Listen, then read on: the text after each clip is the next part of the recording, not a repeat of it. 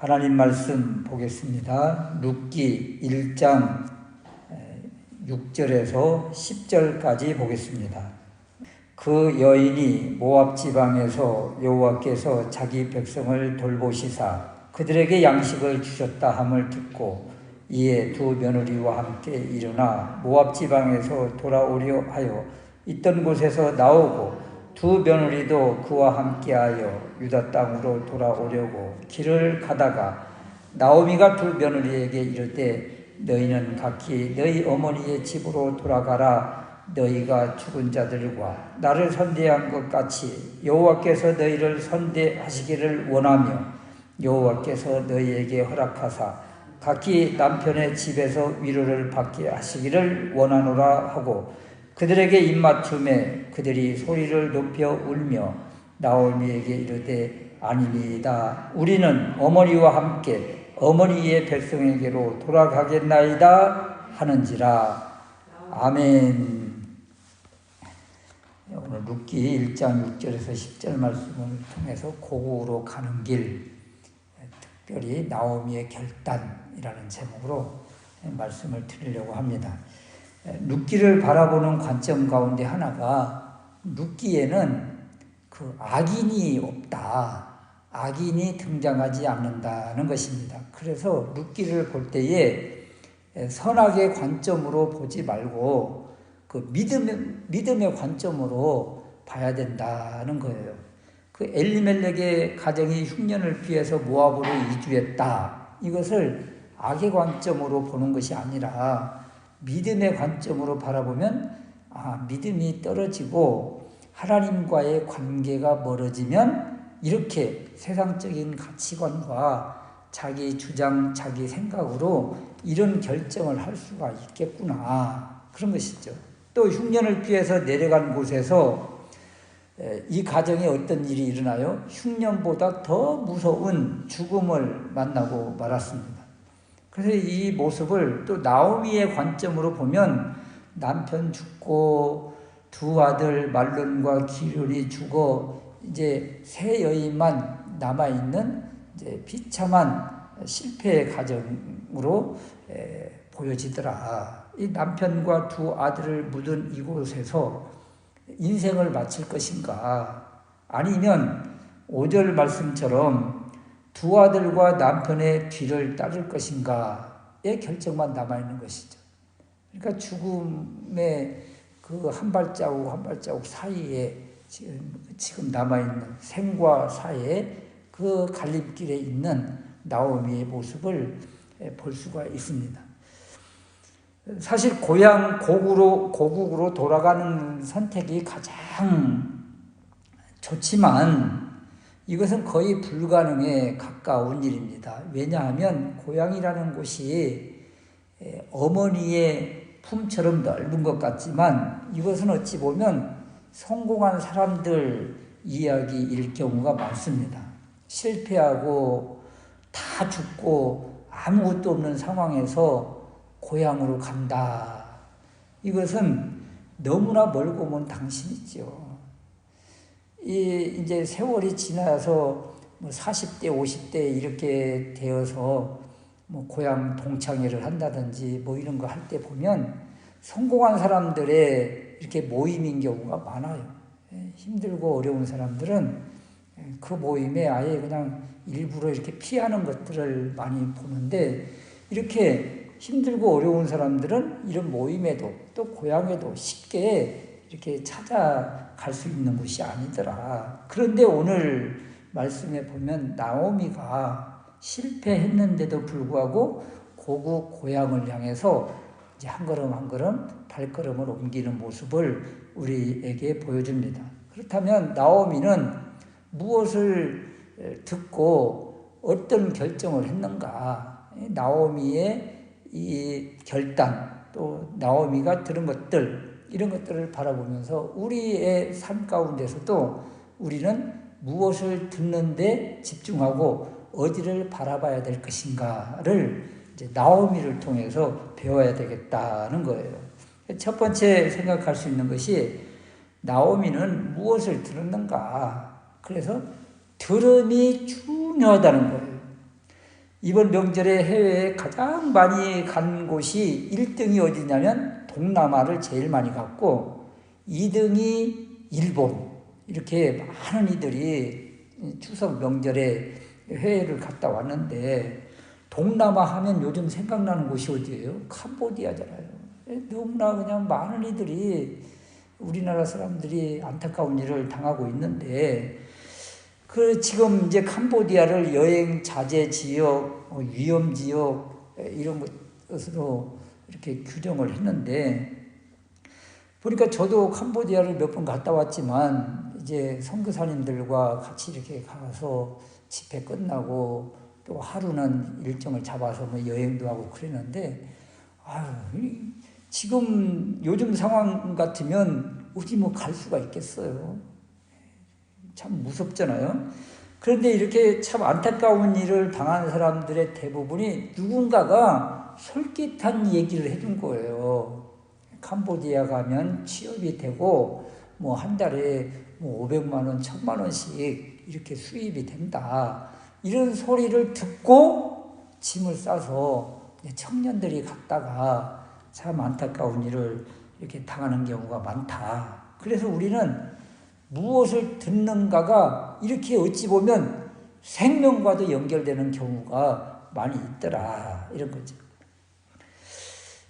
이 나오미가 무엇을 듣는데 그래서 듣는 것이 이제 중요하다는 것인데요. 듣는 것이 얼마나 중요한가. 우리 믿음의 모습도 무엇을 듣는가에 집중하는 이런 모습이 있어야 된다는 거예요.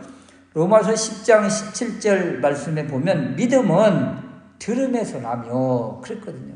들음은 그럼 무엇을 들어야 되는가? 그리스도의 말씀으로 말미암았느니라. 그래서 믿음이라는 것이 그냥 훌쩍 그냥 크는 것이 아니에요. 이 그리스도의 말씀을 자꾸 듣다 보면 우리 마음속에 하나님의 말씀이 채워지고 확신이 생기고 결단이 세워지고 믿음이 자라고 이렇게 되는 것이다. 이 로마서 10장 17절 말씀, 이 믿음 이야기, 들음 이야기를 들음의 말씀을 주시다가 18절에는 그 소리가 어떤 소리예요? 그리스도의 말씀인데 이 그리스도의 말씀, 하나님의 말씀이 온 땅에 퍼졌다고 그랬어요. 그 말씀이 땅끝까지 이르렀다고 그랬어요. 온 땅에 하나님의 말씀이 가득 이렇게 지금 퍼져 있다. 그런데 누가 들어요? 아무도 안 듣는 것 같잖아요. 이 소리가 하나님의 말씀이요 복음인데 누가 이 소리에 귀를 기울이고 있던가. 그런데 성경에 보면 성경의 믿음의 주역들을 보니까 믿음의 증인들을 보니까 이런 소리를 듣더라는 거죠. 여호수아 2장에 보면 여리고성에 있는 기생 라합이 이스라엘 백성들이 오는 소리를 듣고 또 그 소리 가운데 하나님이 어떤 분이신지를 또 고백을 하고 그러거든요. 그래서 이 여인이 바로 하나님의 말씀을 들으니까 그 가운데서 살아나더라. 삭개오와 바디메오가 예수님이 지나간다는 소리, 예수님이 오셨다는 소리를 듣고 그냥 달려가서 그냥 큰 은혜를 받았잖아요. 그러니까 이런 사람들은 이 귀가 열려 있고 그 소리를 들으려고 그냥 몸부림을 친 사람들이에요.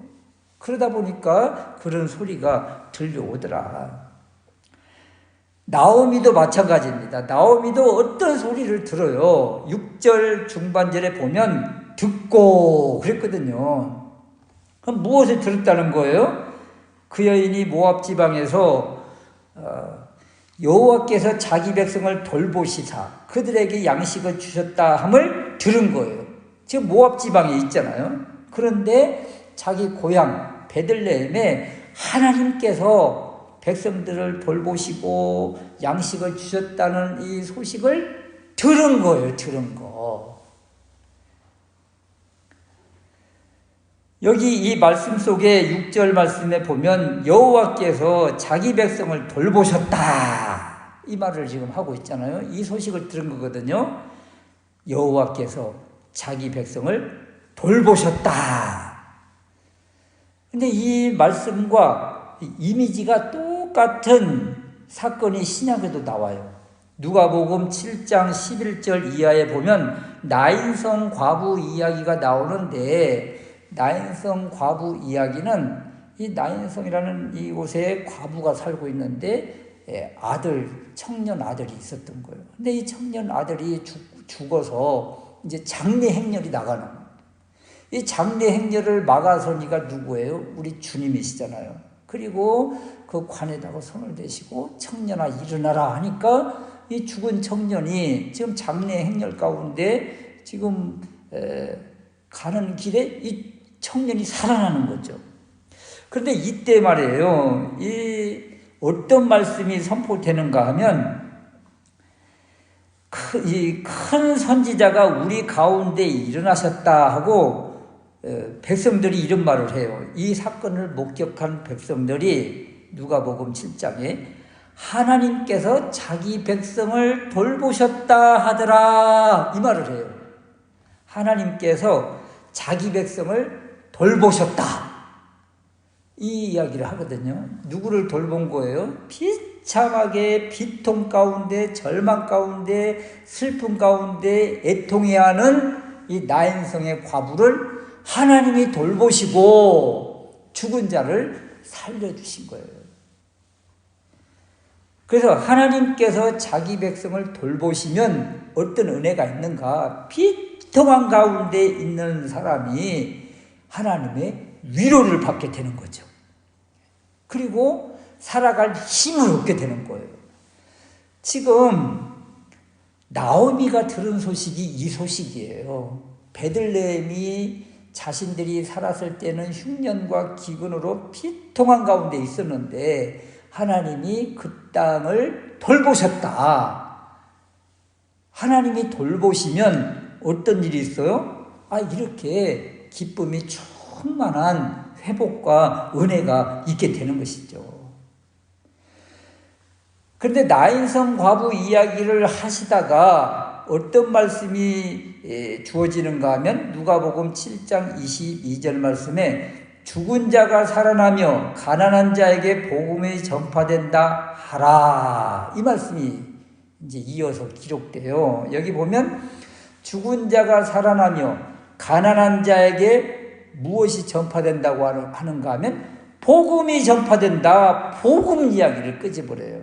그래서 나오미가 베들레헴에 하나님이 돌보셨다. 자기 백성을 돌보시고 그 땅에 양식을 주셨다. 이 소식이 바로 복음이라는 거예요. 복음. 베들레헴에 흉년이 오고 그리고 양식을 주시고 자기 백성을 돌보시는 것 이것이 바로 복음인데 복음의 주체가 누구신가? 하나님이신 거예요. 하나님. 그래서 하나님이 양식을 막으시면 그 땅에 흉년과 기근이 오면 그곳을 떠나야 돼요. 흉년과 기근이 왜 그 땅에 오게 되었는가? 어찌 보면 엘리멜렉 나의 하나님은 왕이시다 이렇게 고백해야 될 하나님의 백성들이 이것을 고백하지 않고 자기가 주인 되어서 자기 마음대로 자기 생각대로 자기 주관대로 살기 때문에 하나님께서 그 땅에 양식을 막으신 거예요. 그런데 자기들이 하나님과의 관계가 막혀서 이 흉년이 오고 기근이 왔는데 그렇다고 그 사람이 하나님과의 관계 개선은 노력하지 않고 다른 곳으로 피하면 그러면 흉년과 기근이 그냥 이제 풀어지는가? 자기가 다른 풍요로운 곳에 가면 하나님은 그곳에 계속 양식을 주실까? 이것을 한번 생각해야 된다는 거예요. 내가 있는 이 자리가 흉년이 왔다. 그런데 자신은 하나님과의 관계 개선에 아무런 노력도 하지 않고 자기를 바라보지도 않고 하나님과의 관계에 힘쓰지도 않으면서 다른 지역으로 가면 그러면 그곳은 풍족한 은혜가 있나요? 하나님과의 관계가 뒤틀려 있는 그 사람으로 인해서 그 사람이 가는 그곳에도 또 어떤 일이 나타날까요? 하나님이 또 이 양식을 막으시죠. 다른 곳에 간다고 해서 그 땅을 피한다고 해서 계속적인 이 풍요로움을 누릴 수 있는 것이 아니다. 이것을 우리에게 지금 주고 있는 거예요. 그래서 엘리멜렉의 가정이 하나님과의 관계 개선에 힘쓰지 않고 그냥 풍요로운 모압을 향해서 갔다가 결국 그곳에 하나님이 그곳에 있는 복의 통로를 막으신 거예요. 그곳에. 그래서 그 땅에서 어떤 일이 일어나요? 엘리멜렉이 죽고 말론이 죽고 기론이 죽는 이런 불상사가 나타난 것이죠. 그래서 하나님과의 관계 개선이 먼저지 이렇게 나 살겠다고 다른 지역으로 훌쩍 떠나면 그곳에 풍요로움을 누릴 수가 있는가? 하나님과의 관계가 뒤틀린 사람이 그곳에 감으로 인해서 그 땅에 또 기근이 임하는 그런 안타까운 일이 벌어지고 있다. 지금 이런 비참한 참상 가운데 어떤 일이 일어나요? 나오미가 자기 고국 고향에 하나님께서 복을 주셨다, 은혜를 주셨다, 양식을 주셨다, 이 소식, 복음의 소식을 들은 것이다. 들은 것. 그래서 우리는 어디에 집중하고 무엇을 들으려고 힘쓰는가, 이것입니다. 나오미가 10년 동안 모압에서 살면서 이 소리를 들으려고 몸부림치지 않은 것이죠. 그럼 언제 몸부림을 치면서 복음의 소리가 들리게 되었을까요? 인생 끝자락에서야, 그때서야 이 소망의 소리, 생명의 소리, 복음의 소리가 들린 거예요.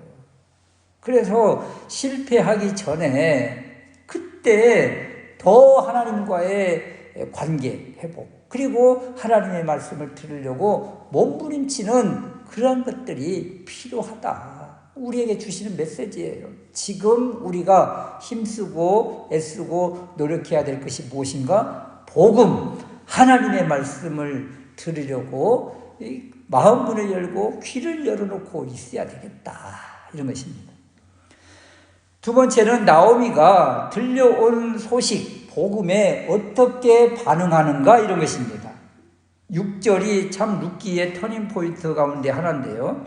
여호와께서 자기 백성을 돌보셨다, 양식을 주셨다, 이 소식을 듣고, 이것이 복음이라고 했는데, 이 복음, 하나님의 말씀을 듣고 이에 두 며느리와 함께 일어나 모압 지방에서 돌아오려 하여 있던 곳에서 나오고, 그러잖아요. 나오고, 모압에서 이스라엘을 향해서 고국 고향 베들레헴을 향해서 나오고, 그러잖아요. 이 모습을 보면 이스라엘 백성이 애굽에서 출애굽하는 이미지와 너무도 똑같은 거예요.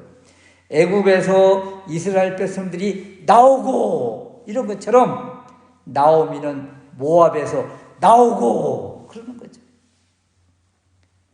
여기 돌아온다, 이 단어가 슈브라는 히브리어인데 이 룻기에서 계속 이 단어가 등장을 해요. 슈브 이렇게 되돌아간다, 회복한다, 이런 단어인데, 이런 단어가 쓰여진 곳을 보면 이 단어의 의미가 무엇인가를 알 수가 있어요. 여기서 그냥 돌아온다, 6절 후반전에 돌아오려 하여, 이 돌아온다는 슈브라는 단어가 나오는데, 이 단어가 어떻게 쓰여졌는가 하면 여호수아서 24장 23절 말씀에 보면 너희 마음을 여호와께 향해라, 여호와께 향하자 할 때 이 슈브라는 단어를 써요.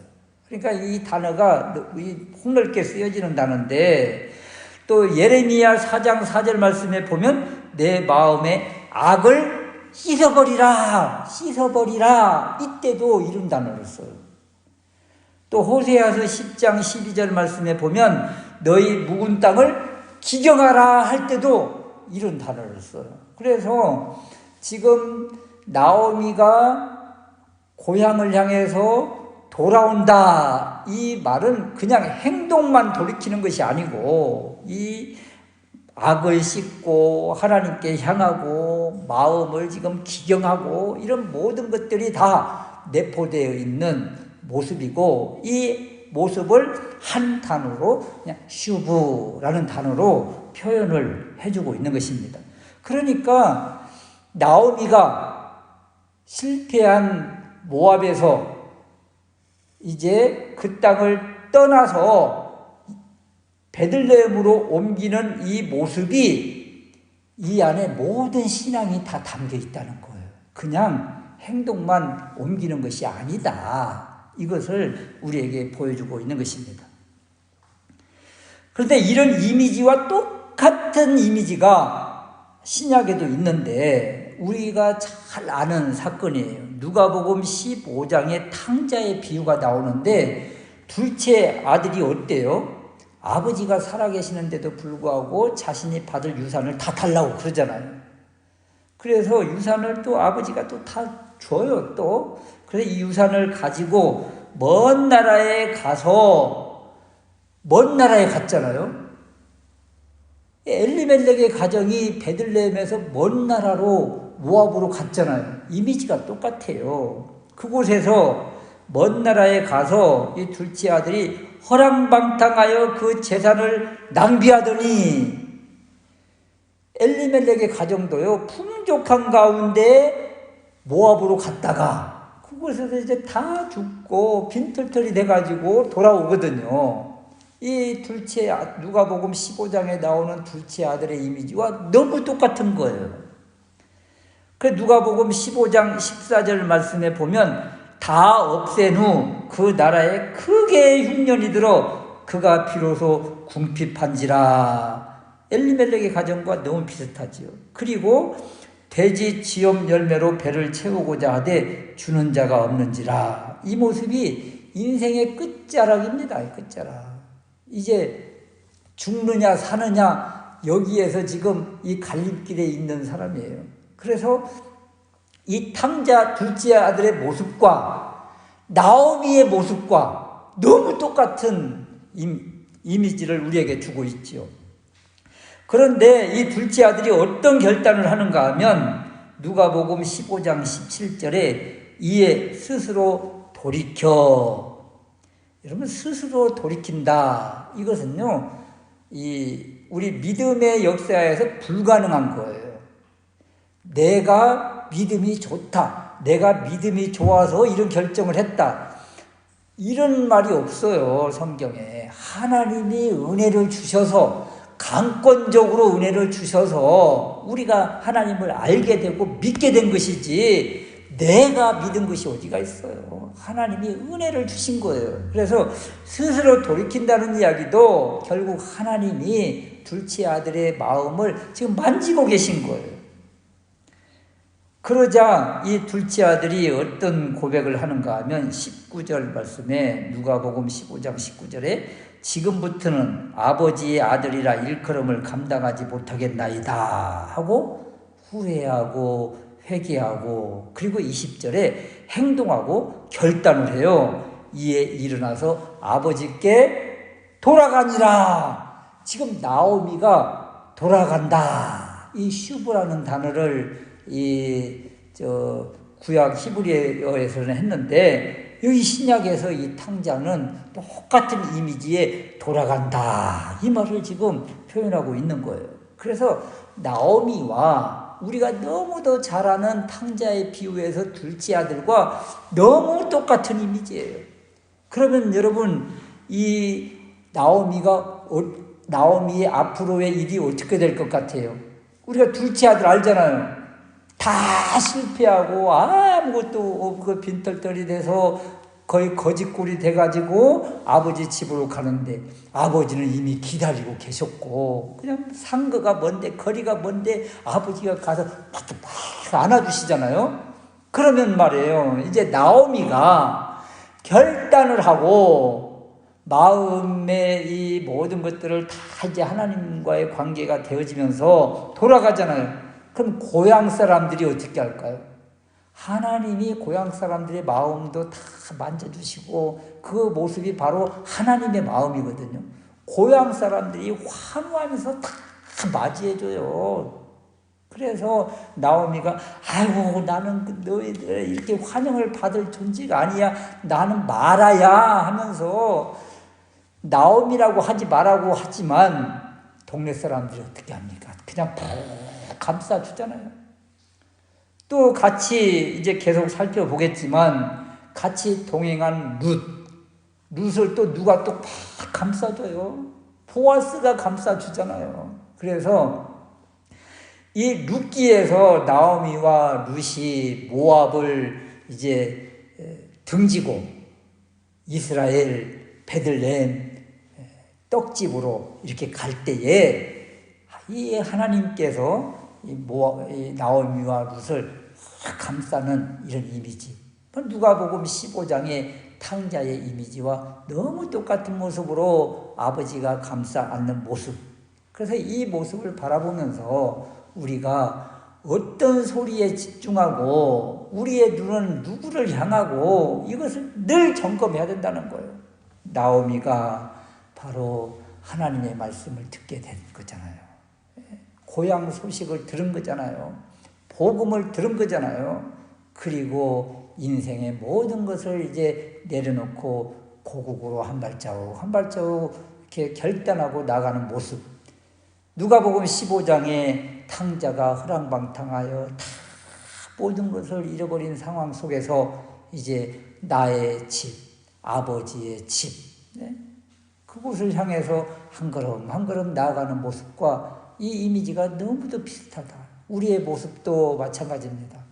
여러분, 우리 마음들이 늘 기쁨으로 충만해요. 어떤 때로는 쓰라리고 내 마음대로 되지 않는 여러 가지로 인해서 안타깝고, 또 자녀 문제, 여러 가지 문제들을 보면 그냥 안타까울 때가 많잖아요.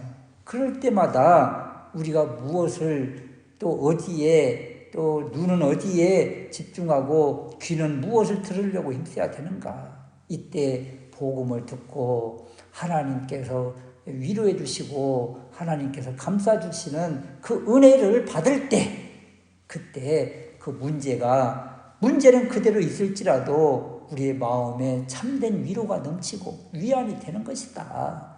세상 것으로 위로받을 수가 없어요. 세상 것으로 무엇으로 이 쓰라린 마음을, 상처를 위로받을 수가 있겠어요? 하나님의 위로만이 답이거든요. 그것은 하나님 말씀에 집중하고 주님의 말씀에 귀 기울이고 주님을 바라볼 때 그 은혜가 임하고 하나님의 말씀이 들려온다. 이 하나님의 말씀으로 위로받고 또 이 힘들고 어려운 세상에서 승리하는 우리가 될 수 있으시기를 주님의 이름으로 축원합니다. 아멘.